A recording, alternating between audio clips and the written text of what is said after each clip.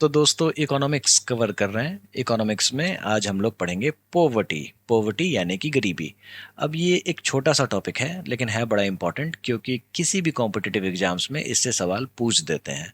ऐसा इसलिए क्योंकि पोवर्टी के डायमेंशंस ही बहुत ही ज़्यादा बड़े हैं।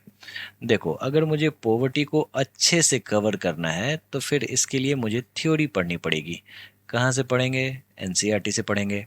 इसके अलावा हमें करंट अफेयर्स भी समझना पड़ेगा, डिफरेंट रैंकिंग्स भी इंडिया की देखनी पड़ेगी। इसके साथ साथ डिफरेंट रिपोर्ट्स भी देखने पड़ेंगे, वो भी कर लिया। उसके बाद आ जाओ गवर्नमेंट स्कीम्स। अब आपको भी पता है जो गरीबी को दूर करने के लिए गवर्नमेंट समय समय पे स्कीम्स निकालती हैं, तो फिर स्कीम्स को भी आपको समझना पड़ेगा। तो चलिए इन सभी चीज़ों को आज इस लेक्चर में समझते हैं। शुरुआत करते हैं पॉवर्टी के डेफिनेशन से। जैसा कि मैंने आपको बताया, जो ऐसा नहीं है जो सिर्फ इनकम के बेसिस पे आप किसी को कह सकते हो जो ये गरीब है या फिर अमीर है। एक्चुअली में पॉवर्टी का डेफिनेशन जो है वो समय समय पे इवॉल्व हुआ है। आज का जो डेफिनेशन है वो ये बताता है जो अगर आप गरीब हो तो आप केपेबल होते हुए भी काम नहीं कर पाओगे। कहीं ना कहीं ये डिप्रेवेशन से जुड़ा हुआ है। ठीक है, आपको बेसिक नीड्स नहीं मिलेंगी, अपॉर्चुनिटीज़ नहीं मिलेंगी, हेल्थ एजुकेशन, क्लीन वाटर, इन सभी से आप वंचित हो जाओगे, नहीं मिलेगा। इसके अलावा सोशल पार्टिसिपेशन भी आपका हैम्पर होगा, क्योंकि लोग आपको गरीब कह के एक्सक्लूड कर देंगे। तो कहीं ना कहीं पॉवर्टी से एक्सक्लूजन जुड़ा हुआ है। तो नो मैटर व्हाट आपका इनकम लेवल क्या है, आप अगर गरीब तभी कहलाओगे जब आपका कैपेबिलिटी डिप्रिवेशन होगा। समझ में आया है?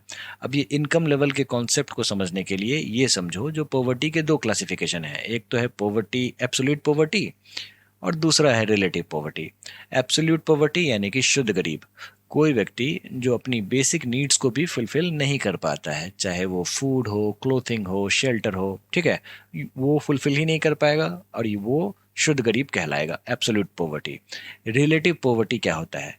अगर मान लो मैं ये कहूँ जो मेरे पास कार नहीं है और सोसाइटी में सभी लोगों के पास कार है, तो फिर क्या मैं गरीब हूँ? तो यूएस के हिसाब से यस, इंडिया के पे हिसाब से नो। लेकिन ये एक बात और समझनी पड़ेगी, जो यहाँ यूएस में सभी के पास कार है, तो अगर ये कंडीशन इंडिया में भी हो जाए तो फिर हाँ, जिनके पास कार नहीं होगी तो वो गरीब कहलाएंगे। इसका मतलब ये हुआ, जो रिलेटिव पॉवर्टी में हम लोग कंपेयर करके चीज़ों को देखते हैं। अब इंडिया के हिसाब से रिलेटिव पॉवर्टी का डेफिनेशन अलग होगा और यूएस के हिसाब से अलग होगा। यूएस में सभी के पास गाड़ी है, जिसके पास नहीं है वो गरीब है। इंडिया में आपको रोटी कपड़ा मकान पे आफत है, तो यहाँ पे रोटी कपड़ा मकान जिसको नहीं मिल रहा है वो गरीब है। समझ में आ रहा है? तो डिप्रिवेशन के पैमाने अलग हैं, लेकिन यहाँ पे दोनों तरफ आपको डिप्रिवेशन देखने को मिलेगा। एक को खाने के लिए नहीं है, दूसरे को गाड़ी चढ़ने के लिए नहीं है। तो गरीब कौन होगा ये डिपेंड करता है लोकेशन के आधार पे। दोस्तों पोवर्टी ट्रैप का कॉन्सेप्ट समझ लो। ये कॉन्सेप्ट दिया था रैगनार नर्क्स ने। इनका बस इतना ही कहना था, जो ये एक तरीके से दुष्चक्र की तरह है। यानी कि इंसान शुरू होता है अपनी ज़िंदगी जब जीता है तो समय समय पे ये पॉवर्टी से जूझ रहा होता है, और फिर वो फिर से वहीं आ जाता है जहाँ से इसने शुरुआत की थी। तो कभी न कभी ये इस चक्र से निकल ही नहीं पाता है। समझ में आया? शुरुआत होती है लो इनकम से। लो इनकम यानी कि लो सेविंग यानी कि लो इन्वेस्टमेंट, लो प्रोडक्टिविटी, और फिर finally low income back again. तो कहानी शुरू हुई थी लो इनकम से, खत्म हो रही है लो इनकम पे। इसी को हम लोग पॉवर्टी ट्रैप कहते हैं। नाम बस याद रख लेना, रैगनार नर्क्स। ठीक है दोस्तों, अब हम लोग समझते हैं जो गरीब को कैसे कैटेगराइज किया जाए। एक मूवी आई थी हिंदी मीडियम, उसमें इरफान खान को अपने बच्चे की एडमिशन करानी थी ईडब्ल्यूएस सेक्शन से। ठीक है, क्यों? क्योंकि नॉर्मल एडमिशन नहीं हो रहा था, ईडब्ल्यूएस में सीटें थी। वो गरीब बन जाता है, पहुंच जाता है झुग्गी झोपड़ी में, वहां पे मिलता है शुद्ध गरीब से। शुद्ध गरीब का मतलब क्या होता है? जो खानदानी गरीब है, यानी कि मैं गरीब, मेरा बाप गरीब, मेरा दादा गरीब, यानी कि शुद्ध गरीब। ठीक है, इरफान खान कौन सा है? तो वो नया नया गरीब बना है। तो ये जो नया नया गरीब बनना और शुद्ध गरीबी जो है, ठीक है, उसको कैसे कैटेगराइज किया जाए? तो भाई कैटेगराइजेशन के लिए यहाँ पे आपको चीज़ें समझनी पड़ेंगी। क्रोनिकली पुअर क्या होता है, ट्रांजिएंट पुअर क्या होता है, चर्निंग पुअर क्या होता है, ओकेजनली पुअर क्या होता है, और नॉन पुअर क्या होता है। तो देखो दोस्तों, क्रोनिकली पुअर यानी कि क्रोनिक वर्ड से जुड़ा हुआ है। क्रोनिक का मतलब ये है जो जिसमें समय लगा हुआ है। जैसे मान लो कोई बीमारी है और वो बहुत समय से चलती आ रही है, तो वो क्रोनिक इलनेस है। तो क्रोनिकली पुअर यानी कि बहुत दिनों से गरीब है। जैसे बेगर हो गया, कैजुअल लेबर, जो कभी कमाते हैं तो फिर ठीक रहते हैं, नहीं तो फिर से गरीब हो जाते हैं, ठीक है। और ये सारा खेल क्रोनिकली चल रहा है, इसलिए इनको क्रोनिकली पुअर कहा जाता है। ट्रांजिएंट पुअर का क्या मतलब है, तो यहाँ पे ट्रांजिशन कीवर्ड है। इसका मतलब ये है, जो ये है आपका बीपीएल की लाइन, इससे नीचे गरीब, इससे ऊपर एपीएल यानी कि नॉट गरीब। अब ये लाइन क्या है, तो भाई बेसिक नीड्स के हिसाब से ये लाइन बनाई गई है, जिसके बारे में हमें आगे पढ़ना है। तो ये समझ लो, जो कोई व्यक्ति है जो कभी गरीब रहता है, कभी नहीं रहता है, कभी रहता है, कभी नहीं रहता है, इसको हम लोग कहते हैं ट्रांजिएंट पुअर। इसी का एक वैरायटी है चर्निंग पुअर। चर्निंग पुअर क्या होता है, तो यहाँ पे ऑक्सीलेशन आपको दिख जाएगा इस तरीके का। ऑक्सीलेशन का मतलब ये हुआ, जो अगर कोई किसान है, सीजनल फार्मर है, उसका सीजन चल रहा है तो वो अमीर है, सीजन नहीं है तो वो गरीब हो जाता है। समझ में आ रहा है, तो कभी भी ऊपर नीचे ये करता रहता है। ओकेजनली पुअर का मतलब ये हुआ इरफान खान, यानी कि आज गरीब है कल नहीं था, तो उसको हम लोग कहेंगे इरफान खान, हिंदी मीडियम वाला, ठीक है। उसके अलावा नॉन पुअर, नॉन पुअर क्या होता है, तो कभी भी जो गरीब ना रहा हो उसको हम लोग नॉन पुअर कहेंगे। दोस्तों अब हम लोग इनइक्वालिटी को नापेंगे। गरीबी का सबसे बड़ा दिक्कत ये है ना, जो समाज में इनइक्वालिटी को खड़ा कर देता है। तो चलिए इनइक्वालिटी को नापते हैं। नापेंगे दो चीज़ों से, एक तो है लॉरेंस कर्व और गिनी कोफिशिएंट, दोनों इंटर रिलेटेड हैं। देखो ग्राफ जो बनेगा वो कहलाएगा लॉरेंस कर्व, ठीक है, ये एक तरीके का विजुअल टूल है। गिनी कोफिशिएंट क्या होता है, तो गिनी कोफिशिएंट ये होता है, जो ये आपका न्यूमेरिकल वैल्यू क्या देता है, इसको आप एग्जांपल से समझो। उससे पहले ये समझो, जो गिनी कोफिशिएंट जो है ना, उसको 0 और 1 के बीच में ही नापते हैं। क्लियर है। अब यहाँ पे समझो एग्जांपल। देखो ये इनकम का लाइन है और ये पॉपुलेशन का लाइन है, बीच से लाइन जो गुजर रही है ये 45 डिग्री पे। इसका मतलब ये है, जो यहाँ पे परफेक्ट इक्वालिटी है, यानी कि अगर आदमी है यहाँ पे 5 और टोटल 500 रुपीज़ हैं, तो सभी को 100 100 रुपये इनके पास हैं, पूरी इक्वालिटी है। लेकिन अगर इसी में आपको वेरिएशन दिख जाएगा तो ये ग्राफ जो है वो नीचे चला जाएगा। इसी को हम लोग कहते हैं लॉरेंज कर्व। समझ में आया। तो इसका वैल्यू क्या होगा, तो ये हमेशा 0 और 1 के बीच में ही होता है। और जब 1 हो जाएगा तो इसको हम लोग कहेंगे परफेक्ट इनइक्वालिटी, यानी कि अगर दो लोग हैं कहानी में और 200 रुपये है, तो इसका मतलब ये है, जो ये 200 रुपये एक आदमी के पास है, दूसरे के पास 0 है, यानी कि परफेक्ट इनइक्वालिटी है। समझ में आया। दोस्तों अब हम लोग पॉवर्टी को कैसे काउंट करते हैं, तो मैथमेटिकली इसको हम लोग हेड काउंट रेशियो से करते हैं। ये पूछ देते हैं सवाल, पता होना चाहिए। कैसे निकालेंगे, ऐसे निकालेंगे, जितने भी बीपीएल हैं, बिलो पॉवर्टी लाइन है यानी कि गरीब हैं, उसको टोटल पॉपुलेशन से डिवाइड कर देना है और फिर मल्टीप्लाइड बाई 100। ठीक है, बस आपको मिल जाएगा हेड काउंट रेशियो, मतलब कितने लोग गरीब हैं, मिल गया। अब ये डेफिनेशन जो है, ये हेड काउंट रेशियो जो है, उससे अमर्त्य सेन खुश नहीं थे। उन्होंने कहा जो भाई इससे असली गरीबी नहीं पता चल पाती, डेफ्थ में ये चीज़ें नहीं निकाल कर देता। फिर उन्होंने अमर्त्य सेन इंडेक्स बनाया। अब क्या होता है ये इंडेक्स, जानने की जरूरत नहीं है। तो फिर जानने की ज़रूरत क्या है, तो जानने की ज़रूरत ये है, जो भाई हमारे भारत में पॉवर्टी का एस्टिमेशन कैसे किया जाता है, इसके पीछे में टाइमलाइन क्या है, कहानी क्या है, ये इंपॉर्टेंट है। मिलिए इनसे। इनका नाम है दादा भाई नेहरू। अब जो भी आज़ादी से पहले गरीबी को नापने का जो उपाय किया गया था वो इन्हीं के द्वारा किया गया था। अब ये जो दादा भाई नेहरू जो हैं वो कॉम्पिटिटिव एग्जामिनेशन के लिए इम्पोर्टेंट हैं, इसलिए क्योंकि इनके ऊपर में कभी भी किसी भी तरीके का सवाल आ जाएगा, क्योंकि इनका अप्रोच ही मल्टी डायमेंशनल होता था। सबसे पहली बात, इन्होंने ड्रेन थ्योरी दिया, ये आपको पता होना चाहिए। नेशनल इनकम को जो देने की शुरुआत थी ये इन्होंने ही किया था। 20 रुपीज़ पर कैपिटा का इन्होंने उस समय में वैल्यूएशन किया था। इसके अलावा पॉवर्टी लाइन का कॉन्सेप्ट भी इन्होंने दिया, जो हम लोगों ने देखा। और इसके अलावा स्वराज की जो घोषणा हुई थी, तो 1906 ने पहली बार इन्होंने स्वराज को कॉल दिया था। इसके अलावा पार्लियामेंट, यूके के पार्लियामेंट में पहले इंडियन एमपी बनकर ये जाते हैं। तो ये हैं दादा भाई नेहरू जी। इन्होंने किताब भी लिखी है, poverty and un-British rule of India, grand old man of India भी इनको कहते हैं। तो ये सारी बातें आपको पता होनी चाहिए। दोस्तों जब इन्होंने पॉवर्टी लाइन का एस्टिमेशन दिया, तो फिर इसके लिए इन्होंने जेल कॉस्ट ऑफ लिविंग का उदाहरण दिया, एक कॉन्सेप्ट बनाया। वो जेल में जितने लोग हैं ना, उनका जो बेसिक नीड है, मिनिमम रिक्वायरमेंट जो है, उसके बेसिस पे इन्होंने डेटा तैयार किया। इसको हम लोग जेल कॉस्ट ऑफ लिविंग कहते हैं। पोस्ट इंडिपेंडेंस क्या क्या चीज़ें हुई, तो दोस्तों हम लोग कैलोरी एरा में प्रवेश कर जाते हैं। किसको गरीब कहेंगे, तो फिर यहाँ पे कैलोरी के इनटेक को देख रहे हैं। अगर कोई व्यक्ति, चाहे वो रूरल हो या फिर अर्बन हो, अगर वो 2250 कैलोरी कंज्यूम कर लेता है पर डे, ठीक है, किसी भी तरीके से, तो उसे हम लोग गरीब नहीं मानेंगे। ये बात दांडेकर और रथ ने कही थी 1971 में, इंदिरा गांधी के समय में, ठीक है। इन्होंने नेशनल सैंपल सर्वे का डेटा लिया और उसके आधार पे ये बात बताई। लेकिन ये बात अलग कमेटी को समझ नहीं आई। 1979 में अलग कमेटी बनी और उनका ये कहना था, जो भाई तुम सबसे पहले अलग करो चीज़ों को। किसको अलग करो? तो रूरल और अर्बन एरियाज के हिसाब से डेटा को अलग करो। तो इनके हिसाब से रूरल एरिया में ज़्यादा कैलोरी लगती है, अर्बन एरिया में कम लगती है। रूरल लोग जो होते हैं वो ज़्यादा मेहनत करते हैं। 2400 किलो कैलोरी पर डे का उनका कंजम्पशन है। अर्बन में 2100 किलो कैलोरी पर डे का कंजम्पशन है, एज पर द अलग कमिटी। फिर मेथड में ही चेंज आता है। लकड़ा वाला कहानी में आते हैं 1993 में। उनका बस इतना कहना है, जो भाई इन सभी चीज़ों को सीपीआई के आधार पे चीज़ों को कैलकुलेट करते हैं। सीपीआई का जो एग्रीकल्चरल लेबर्स का जो डेफिनेशन है उसको आधार बनाते हैं रूरल के लिए, और सीपीआई आईडब्ल्यू यानी कि इंडस्ट्रियल वर्कर्स को आधार बनाते हैं अर्बन एरियाज के लिए, ठीक है। और इससे हम लोग इन्फ्लेशन से एडजस्ट करके चीज़ों को कैलकुलेट करेंगे, लंबे समय तक चीज़ें चलेंगी। फिर तेंदुलकर कमेटी बनती है। कब बनती है? तो 2005 में। रिपोर्ट सबमिट करते हैं 2009 में। पूछते हैं सवाल, पता होना चाहिए। इन्होंने कहा, जो भाई अब तुम कैलोरी कैलोरी करना छोड़ो, निकलो यहाँ से और कंजम्पशन एक्सपेंडिचर पे ध्यान दो, ठीक है। और ऐसा इसलिए क्योंकि हेल्थ और एजुकेशन पे जो व्यक्ति कंज्यूम करता है उसको भी इसमें हमें काउंट करना पड़ेगा।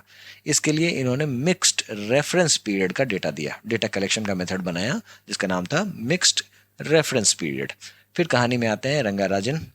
2012 में इन्होंने इस कमेटी का पदभार संभाला था। 2014 में इन्होंने रिपोर्ट दी थी।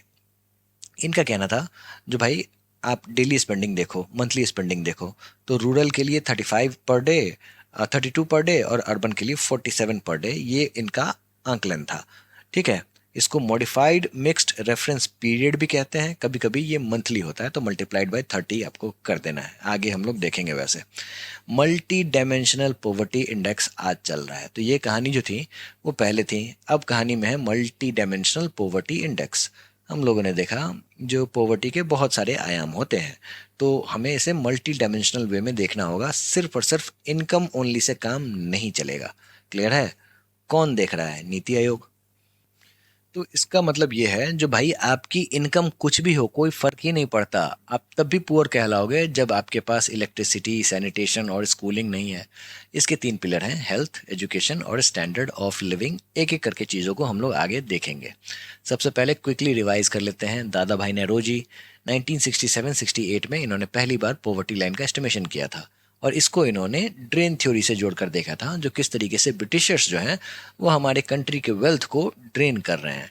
वीएम डंडेकर और एन रथ ये आज़ादी के बाद आए। कब आए? तो इंदिरा गांधी ने जब इनको बुलाया 1971 में, पहली बार सिस्टमेटिक मेजरमेंट हुआ। गरीबी क्या है? 2250 कैलोरी पर डे का नॉर्म स्थापित हुआ, चाहे वो रूरल हो या फिर अर्बन। अलग कमेटी 1979 में इसको सेपरेट कर देते हैं, रूरल अलग अलग रहेगा और अर्बन अलग रहेगा। लकड़ा वाला कमेटी कहती है, जो भाई चलो हम लोग इन्फ्लेशन के हिसाब से चीज़ों को देखते हैं, इसके लिए हम लोग सीपीआई का डेटा उठाएंगे, सीपीआई एएल फॉर रूरल और CPI IW for urban. Clear है? तेंदुलकर कमेटी की बात कर लेते हैं। तेंदुलकर साहब ने क्या किया? जो बोला, जो कैलोरी नॉर्म से निकलो और कॉस्ट ऑफ लिविंग पे ध्यान दो। कंजम्पशन एक्सपेंडिचर का डेटा इन्होंने उठाया। 2005 में ये कमेटी बनी थी, 2009 में इन्होंने रिपोर्ट सबमिट किया था। फिर कहानी में आते हैं सी रंगाराजन साहब। इन्होंने पॉवर्टी लाइन का डेफिनेशन दिया, 972 पर मंथ रूरल और 1407 per month urban per capita. अब वहाँ पे हम लोगों ने पर डे का डेटा देखा था, यहाँ पे मंथली डेटा देख लो। अभी हाल में क्या चल रहा है? तो अभी चल रहा है multi dimensional poverty index. Health, education और लिविंग स्टैंडर्ड को एज एन इंडिकेटर इस्तेमाल किया जाता है। दोस्तों, सस्टेनेबल डेवलपमेंट गोल की बात कर लेते हैं। तो देखो, एक बॉडी है यूनाइटेड नेशंस, है ना। तो यूनाइटेड नेशन क्या करती है? ये 15 साल का अपना रोड मैप बनाती है। साल 2000 से लेके साल 2015 तक आया मिलेनियम डेवलपमेंट गोल, ठीक है। भारत में ने भी इसमें पार्टिसिपेट किया। अब जब ये ओवर हो गया तो फिर कहानी में आया सस्टेनेबल डेवलपमेंट गोल। अब इसमें टोटल 17 टारगेट्स हैं जो कि हमें 2030 तक पूरा करने हैं। इसमें पहले नंबर पे है नो पॉवर्टी, ठीक है, यानी कि कोई गरीबी नहीं होनी चाहिए। आफ्टर 2030। तो आज के डेट में सस्टेनेबल डेवलपमेंट गोल का गोल क्या है? तो पहले नंबर पे जो पॉवर्टी, नो पॉवर्टी वाली बात है, इसको हमें 2030 तक अचीव करना है, लेकिन ये इसमें मुश्किल है, आगे इसके बारे में बात करेंगे। सबसे पहली बात, अब ये नो पॉवर्टी में एक्सट्रीम पॉवर्टी की बात हो रही है। एक्सट्रीम पॉवर्टी क्या होता है? तो वर्ल्ड बैंक ये डेटा जारी करता है इसके हिसाब से, जिसको $2.15 नहीं मिल रहे हैं पर डे, ठीक है, उसको हम लोग गरीब मानेंगे। अब ये डेटा जो है वो बदल गया है, ये बात आपको समझनी होगी, लेकिन एसडीजी में यही डेटा चलता है, ये बात भी आपको समझना होगा।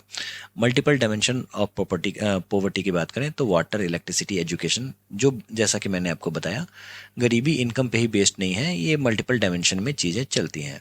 सोशल सेफ्टी नेट्स की बात करें तो health care, pension, support system, ये सारे के सारे सोशल सेफ्टी नेट्स हैं। आज के डेट में क्या सीन है? तो भाई अभी हमारे यहाँ 9% एक्सट्रीम पॉवर्टी में लोग हैं, ठीक है। अब ये जो दूर करने वाली बात है वो मुश्किल इसलिए है क्योंकि हम लोग कदम बढ़ाते भी हैं ना गरीबी दूर करने के लिए, तो कभी कभी मौसम साथ नहीं देता है, क्लाइमेट साथ नहीं देता है, कभी कभी क्लाइमेट डिजास्टर्स भी आ जाता है। कौन मेजर करता है इसको, जो भाई कितने पॉवर्टी हमने दूर कर ली? तो इसके लिए वर्ल्ड पॉवर्टी क्लॉक, जो कि वर्ल्ड डेटा लैब जो है वो चलाती है, और इसके ऊपर में सीजीएल में सवाल भी आ चुका है, ठीक है, जो कि एक्सट्रीम पॉवर्टी को ट्रैक करता है ग्लोबली। दोस्तों अभी 2026 में जैसा कि मैंने आपको बताया, जो वर्ल्ड बैंक का नया पॉवर्टी लाइन बन के सामने आ गया है, $2.15 पहले था, ठीक है, 2017 के प्राइस के हिसाब से। अब ये 2021 के परचेजिंग पावर पैरिटी के हिसाब से $3 पर डे हो गया है, तो ये बात आपको समझनी होगी। लेकिन एसडीजी में 2.15 पर डे ही है, ऑल्दो ये डेटा जो है वो वर्ल्ड बैंक से ये लोग ले रहे हैं। दोस्तों अब ग्लोबल एमपीआई की बात कर लेते हैं, तो एक संस्था है यूनाइटेड नेशंस डेवलपमेंट प्रोग्राम और ओपी, ठीक है, इन ये दोनों मिलके मल्टी डायमेंशनल पॉवर्टी इंडेक्स निकालते हैं, जिसमें हेल्थ, एजुकेशन, लिविंग स्टैंडर्ड्स, इस तरीके से 10 इंडिकेटर्स हैं, इसके बेसिस पे चीज़ें निकाली जाती हैं। अब इसका जो 2025 का थीम है वो है पॉवर्टी एंड क्लाइमेटिक हैजार्ड्स। तो अभी तक जो चीज़ें समझ में आई, इसका मतलब ये है जो ये लोग पॉवर्टी को ख़त्म करने का कदम उठा चुके हैं और कह रहे हैं कि 2030 तक ख़त्म कर देंगे, लेकिन इसके बीच में कुछ ना कुछ गड़बड़ हो जाती है, तो फिर इसके लिए ये क्लाइमेट हैज़ार्ड को जिम्मेदार ठहरा रहे हैं। दोस्तों हम लोगों ने पॉवर्टी पे बहुत अच्छे आंकड़े हासिल किए हैं, पॉवर्टी को रिड्यूस करने में, ठीक है, बहुत ही अच्छे आंकड़े हासिल किए हैं, लेकिन क्लाइमेट जो है ना वो कहीं ना कहीं हमें भी नुकसान पहुंचाता है, जिसके बारे में आगे बात करेंगे। अभी हिसाब किताब आ गया है मल्टी डायमेंशनल पॉवर्टी इंडेक्स 2.0, जो कि नीति आयोग का जो लेटेस्ट 2025-26 का रिपोर्ट है, इसमें मैसिव ट्रांजिशन देखने को मिलता है। एक बात आपको समझनी होगी, जो भाई मल्टी डायमेंशनल पॉवर्टी इंडेक्स ये कौन लेके आ रहा है? तो यूनाइटेड नेशन डेवलपमेंट प्रोग्राम और ओफी, ठीक है, ये दोनों मिलकर लेके आ रहे हैं। इसी का भारत का जो रूप है वो नीति आयोग लेकर आता है। क्लियर है? तो नीति आयोग का जो लेटेस्ट 2025-26 का जो ट्रेंड है, इसमें मैसिव ट्रांजिशन देखने को मिला है। अब ये सैचुरेशन कॉन्सेप्ट की बात करता है, यानी कि गवर्नमेंट चाह रही है जो यहाँ पे 100% कवरेज हो, यानी कि एक तरीके का सैचुरेशन इसको कहते हैं। किस चीज़ का? तो बेसिक एम्यूनिटीज़ का। इसी के लिए नल जल योजना हो गई, बिजली घर योजना हो गया, समझ में आ रहा है? तो ये सारी की सारी कहीं ना कहीं लोगों को पॉवर्टी से ही दूर करेगी। अभी ऐसा डेटा आया है जो 25 करोड़ लोगों को हम लोगों ने गरीबी से बाहर निकाल दिया है। मल्टी डायमेंशनल पॉवर्टी की बात हो रही है, ठीक है। और HCR कितना चल रहा है हमारा? तो हेड काउंट रेशियो चल रहा है 11.28%, डेटा याद रख लेना। और लीडिंग स्टेट कौन से हैं? तो जो पहले पीछे थे उन्हीं में सुधार हुआ है, तो वो लीडिंग बने हैं, जैसे उत्तर प्रदेश, बिहार, मध्य प्रदेश, ठीक है। दोस्तों अब ये नेशनल एमपीआई इंडिकेटर है, तो एक चीज़ हमने समझा, जो मल्टी डायमेंशनल परफॉर्मेंस इंडिकेटर जो है किसका? तो मल्टी डायमेंशनल पॉवर्टी इंडेक्स का, एमपीआई, ठीक है।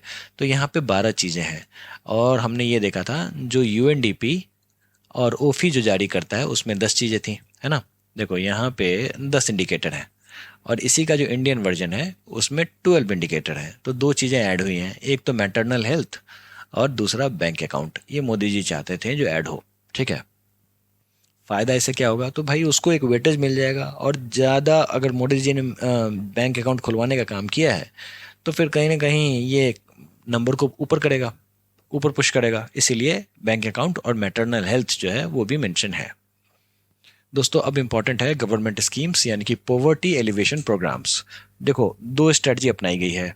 एक तो भाई वेज एम्प्लॉयमेंट, यानी कि लोगों के हाथ में पैसे जाएंगे तो इससे हमारा इकोनॉमी जो है वो चलता हुआ नजर आएगा और लोगों के पास परचेजिंग पावर भी रहेगा।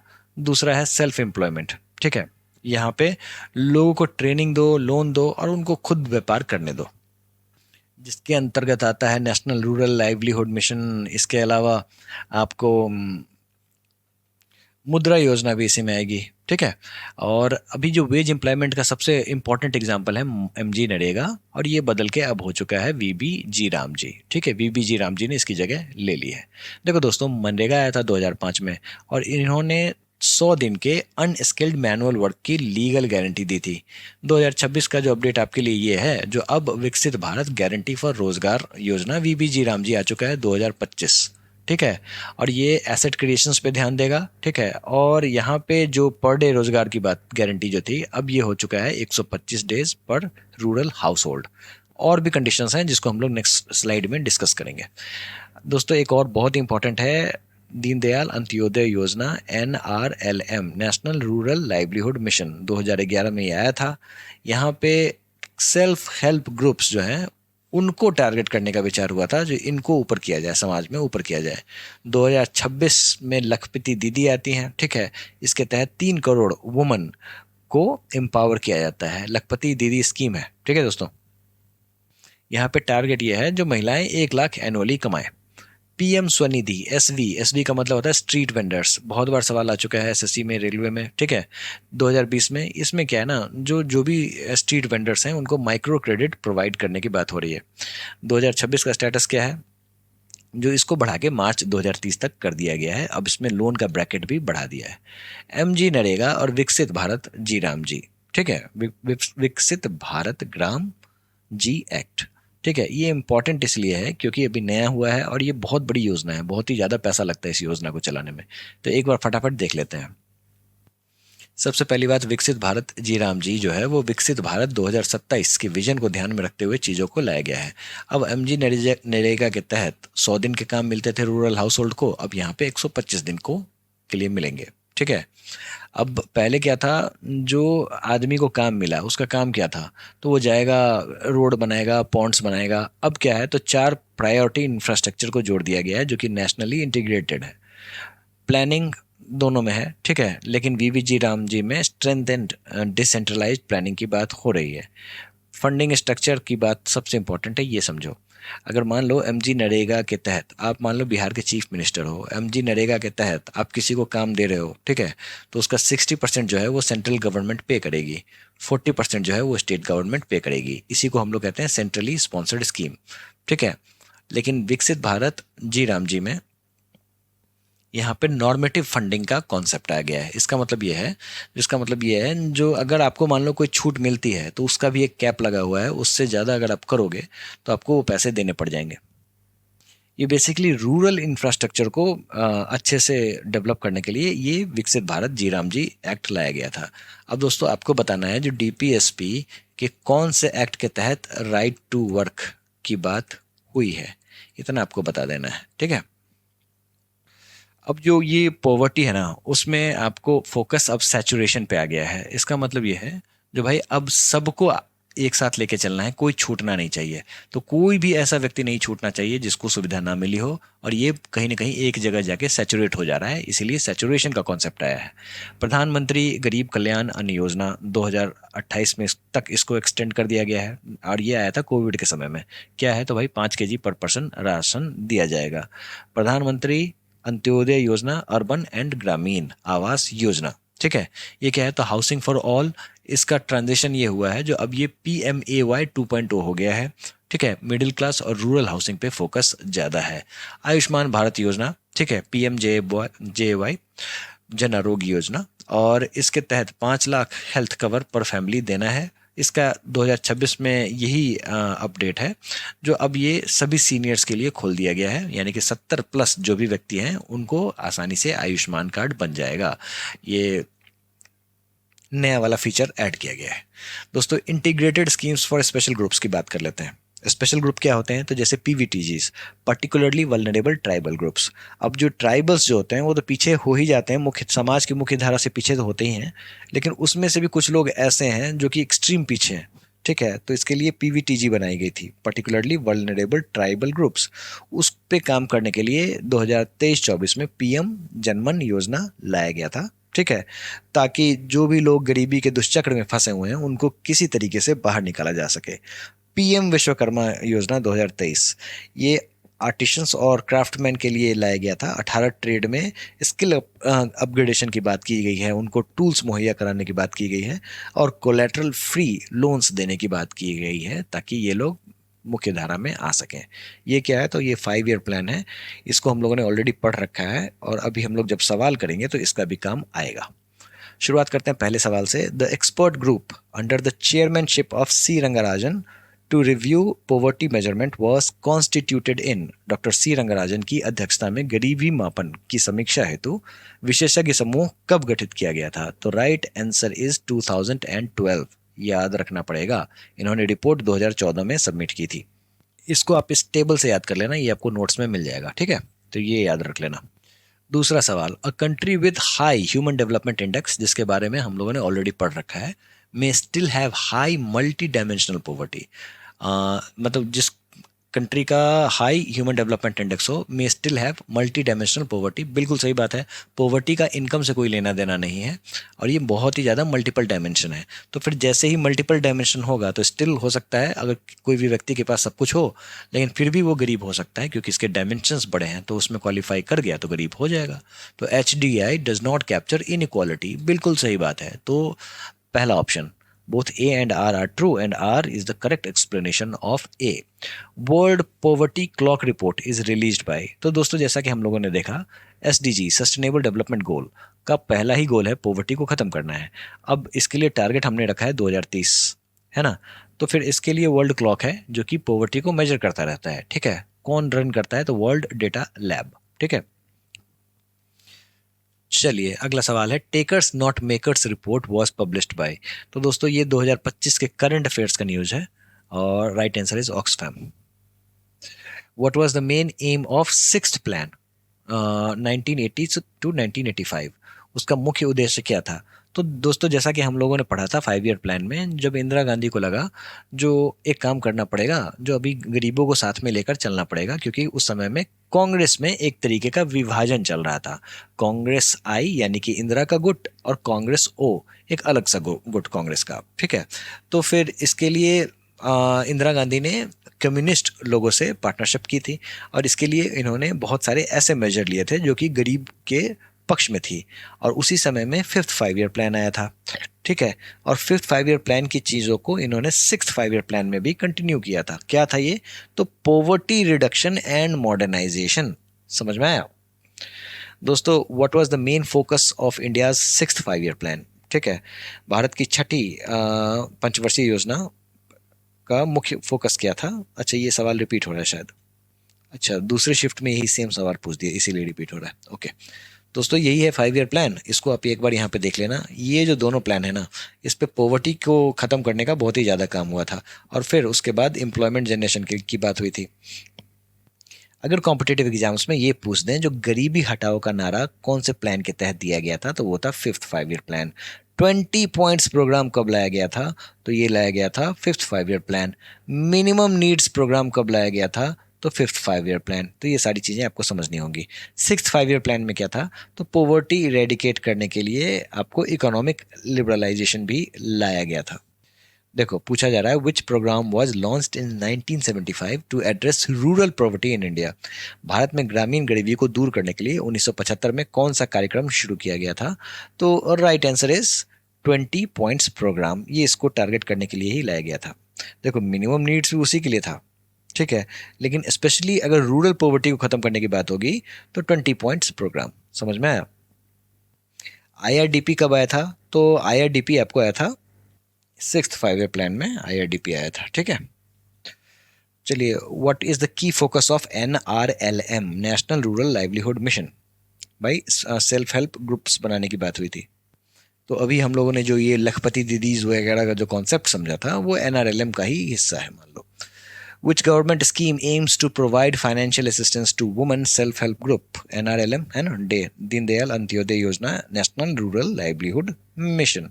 ठीक है, लास्ट सवाल है, what is the full form of PMJAJAY which is in news in May 2025? तो इसका क्या है फुल फॉर्म? तो इसका फुल फॉर्म है प्रधानमंत्री अनुसूचित जाति अभ्युदय योजना। ठीक है, इसी के साथ आपका पॉवर्टी चैप्टर हुआ खत्म।